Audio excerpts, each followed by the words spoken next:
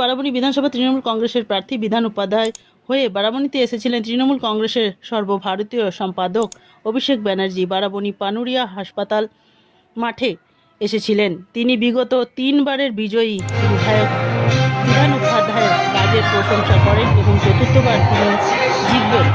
নির্বাচনের পর সারাংপুর ও বারাবণী পঞ্চায়েত এলাকায় বিভিন্ন অসম্পূর্ণ প্রকল্পের কাজ শুরু হবে। শনিবার নির্বাচনী জনসভায় উপস্থিত ছিলেন আসানসোল উত্তর বিধানসভার প্রার্থী মলয় ভদ্র, পাণ্ডবেশ্বর বিধানসভার প্রার্থী নরেন্দ্রনাথ চক্রবর্তী, দুর্গাপুরের পূর্বের প্রার্থী প্রদীপ মজুমদার, সুদর্শন দাসু, অশিস সিং, ভোলা সিং সহ একাধিক তৃণমূল কংগ্রেসের নেতৃত্বরা। জনসভায় জনপ্লাবন দেখে আপ্লুত অভিষেক ব্যানার্জি। তিনি জানান, কেন্দ্রীয় সরকার আবাস যোজনার টাকা না পাঠালেও রাজ্য সরকার প্রত্যেকের জন্য বাড়ি তৈরি করে দেবেন। বিরোধী রাজনৈতিক দল বিজেপি প্রার্থীকে কটাক্ষ করে বলেন, তার মতো মাফিয়া নির্বাচনে প্রতিদ্বন্দ্বিতা করতে এসেছেন। গ্রিন আসানসোল, ক্লিন আসানসোল প্রকল্পের সাফল্য সমূহ আমি আপনাদের কাছে উপস্থাপিত করব। অবিভক্ত বর্ধমান জেলার প্রান্তিক প্রতিম এলাকা ছিল এই বারাবণী।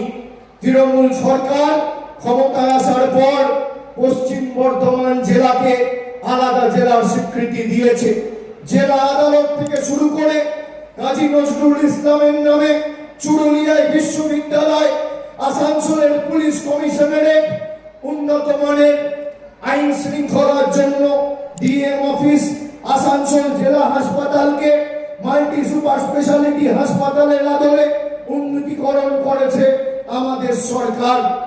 আগে উন্নত মানের যে কোনো চিকিৎসার জন্য এখানকার মায়েদের ভাইদের বর্ধমান মেডিকেল কলেজ বা বাঁকুড়া মেডিকেল কলেজে যেতে হতো।